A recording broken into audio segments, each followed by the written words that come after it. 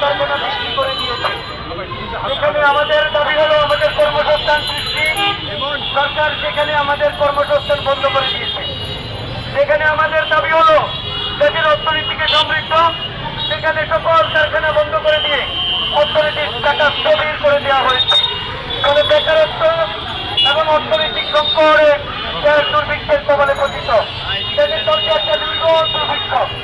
5ই আগস্টের গণ অভ্যুত্থান 16 বছরের সংগ্রাম, এর ফলে আমরা যে নতুন বাংলাদেশ, পরিবর্তিত বাংলাদেশে আমরা আশা করেছিলাম যে বর্তমান যে অন্তর্বর্তীকালীন সরকার আমাদের এই কারখানাগুলো খুলে দেওয়ার ব্যাপারে একটা দ্রুত সিদ্ধান্ত নেবেন।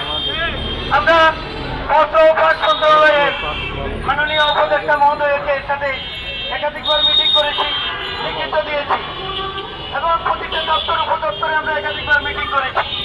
আমরা অনেক কর্মসূচি করেছি, বারবার কথা দেওয়া হলেও বাস্তব কোনো পদক্ষেপ আমরা দেখছি না।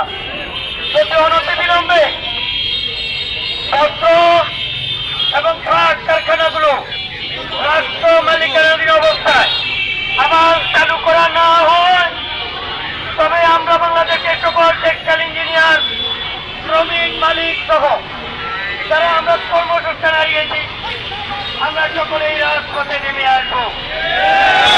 আমরা এর আগেও বলেছিলাম অন্তর্বর্তীকালীন সরকার আমাদের আন্দোলনের ফসল। আমরা চাই প্রতিটা ক্ষেত্রে এই সরকার সফল হোক,